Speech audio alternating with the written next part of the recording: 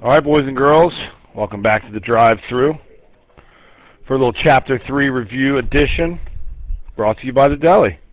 Hungry? Stop by the deli and get yourself some chocolate on chocolate Entenmann donuts. Looking forward to having one here in about 10 minutes. Okay, so we're going through all the things that we learned in Chapter 3, keeping in mind that we're not doing all of Chapter 3. Okay? So, this first set of directions says solve the system using the substitution method. What's it say? Oh, by graphing. Sorry. By graphing. Okay, so that's why I've given you your graph paper. It's really important that you have a straight edge. Even if you're just using the side of a book, you've got to find exactly where these lines intersect, and in order to do that, you've got to graph them accurately. Okay? Let's go ahead and change them over to y equals mx plus b form, although there are certainly other ways to do this, but we're going to change them over. So that's how I'm going to do it in the example. Subtract 3x from both sides, you get negative y equals negative 3x plus 8. Now we're close to y equals mx plus b form. So what do we need to do? Divide everything by negative 1. And you get positive y. All that does is switch all of our signs. Okay? So what's the y-intercept in our red equation there? Negative 8. So you go down 8. And what's our slope? Our slope is 3 over 1 up 3 over 1 up 3 over 1 up 3. Get our straight edge out.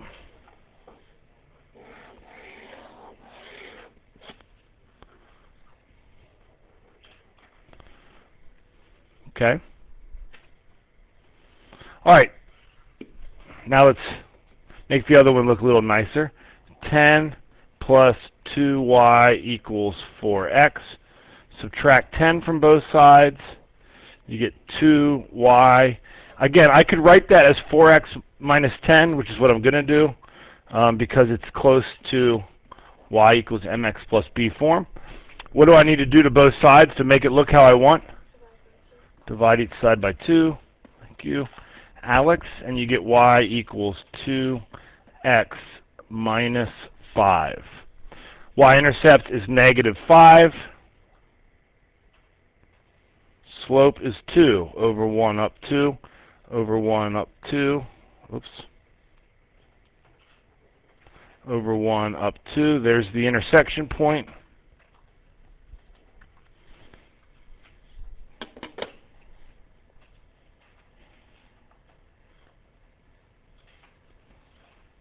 Wow, this is hard. Okay. And the answer to the question is this point. Okay, that's the solution to those two lines. It's where they intersect. So the answer is 3, 1. Okay, so far so good? Again, the nice thing about these videos is if I do something that confuses you, you can go back and watch them again.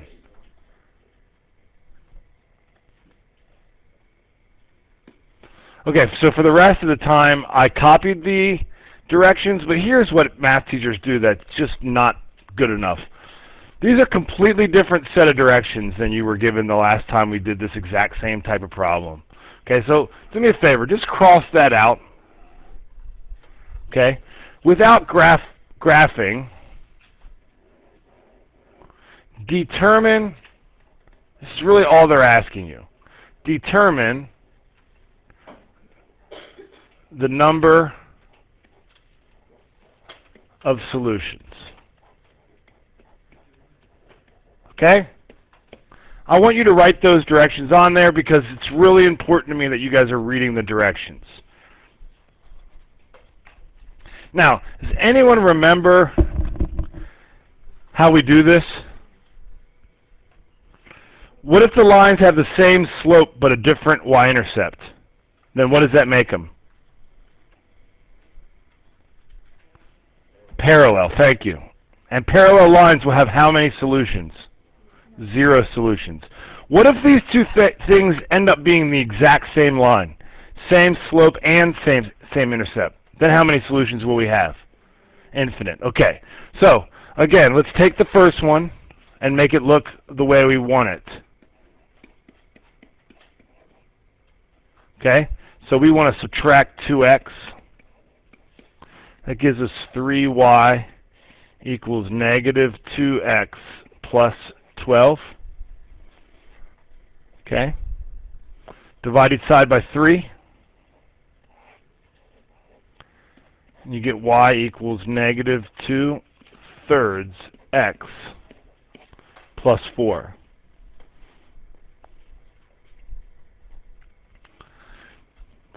(36 minus 9y equals negative 6x). Okay? Add 36 to, subtract 36 from both sides. You get a negative 9y is a negative 6x minus 36. Next step.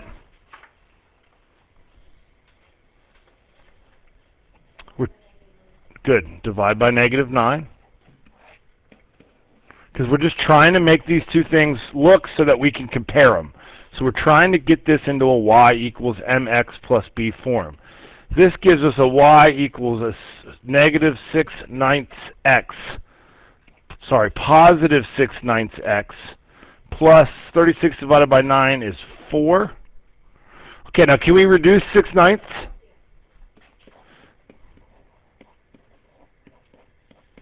And since these two things,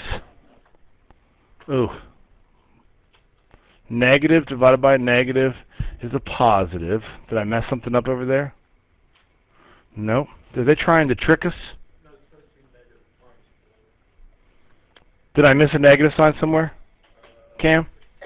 Or did we actually get these right? Negative 36 divided by negative 9 is a... But it was, once I subtracted it from both sides, it became negative. I think we actually did this right. So even though they look like they're the exact same line, do they have the same slope?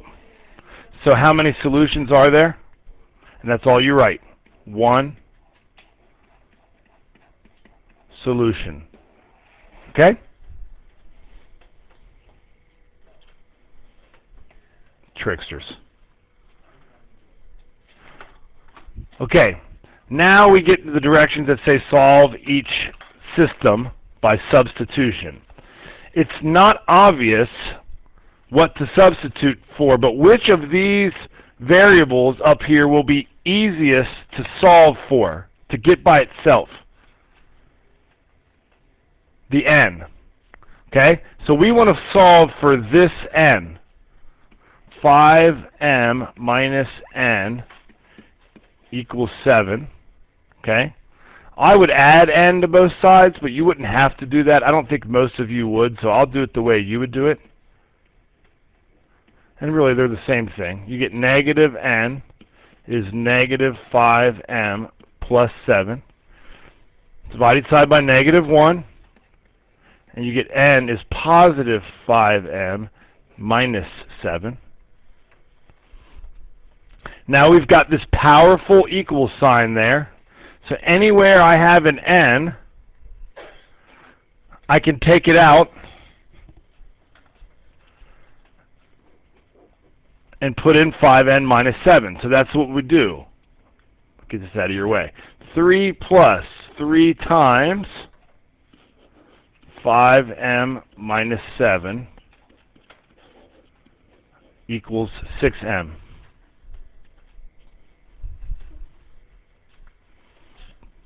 Three plus 15m minus 21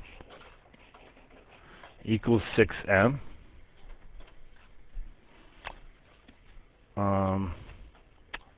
Let's see. Let's combine like terms here. So you get a negative 18 plus 15m is 6m. Subtract 15m from both sides.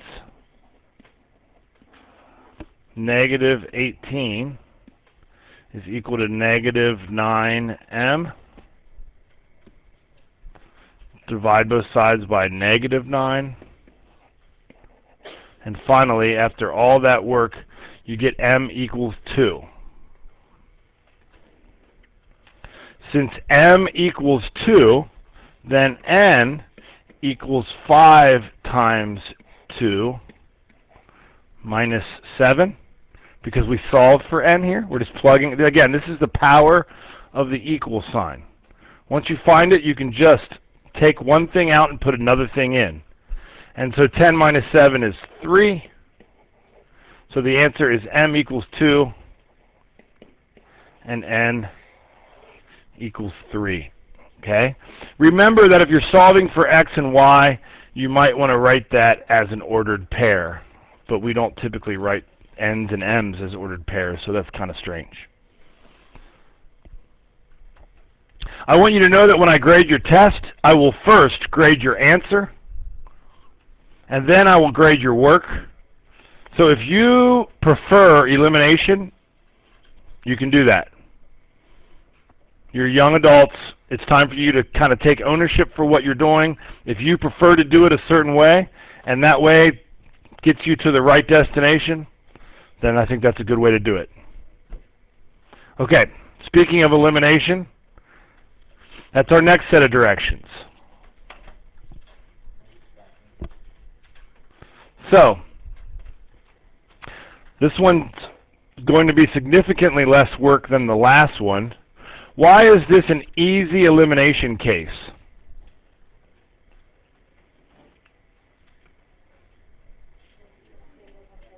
Thank you, Alex. The value in front of the t is the same in both of these. In fact, actually it's even easier because one of them's a negative. So what do we need to do to these two equations to get rid of one of the variables or eliminate one of the variables? We simply need to add them, okay? But we can't add them until they're in the same form. So we have 5c. Actually, we could add them. Let's go ahead and just add them. I'll show you how to do it that way. So what do we have on the left side of the equal sign when we add up the left sides together? Because these are going to cancel. So what are we left with? 5c plus 14 on the left. And what do we have on the right? Yep, 3c plus 8 or 8 plus 3c. It doesn't really matter. So now we just got to solve this thing. Subtract 3c from both sides. And you get 2c plus 14 equals 8. Subtract 14 from both sides. 2c is negative 6. Divide both sides by 2. And you get c is negative 3. Plug in negative 3 for any of the equations in the original. So 5 times negative 3 minus 4 times t equals 8. Negative 15 minus 4t is 8. Add 15 to both sides. Negative 4t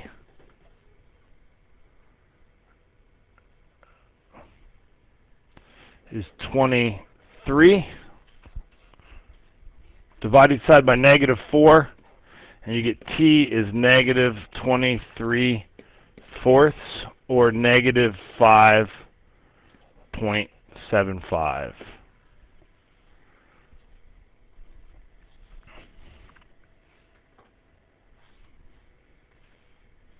All right, one more example together.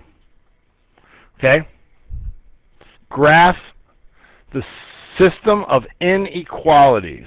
And one of these inequalities is from last chapter, which is totally legit. Okay? So let's take a look at the first one. That's nice because it's kind of in y equals mx plus b form. Let's just switch the order. Is this line going to be dashed or colored in? The red line. It's going to be dashed. What's the y-intercept? And the slope? We should be getting faster at these. Just got to remember to dash my lines.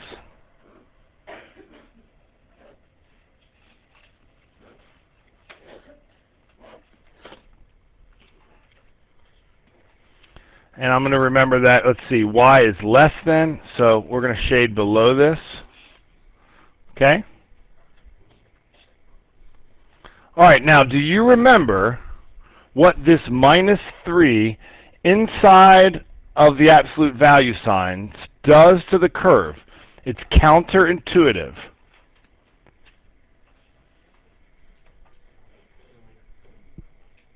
It makes it go... Okay, squaring it is what makes it look like a parabola. The absolute value sign makes it look like a V. Okay? But what does the minus 3 do to our V? Because it's inside the grouping signs. It makes it go right 3. It's a horizontal translation is what that's called. So what we do... So for y is greater than or equal to the absolute value of x minus 3. Whoops. Come on. Go right 3. That's your vertex. The slope is still 1, and this is going to be a filled-in line. So you make a v whose slope is 1 on the positive side and 1 on the negative side.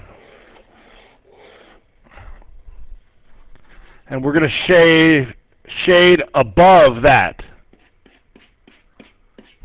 Okay, so then the final answer takes place where the shaded regions overlap, and that is below the dashed line and inside and above the V.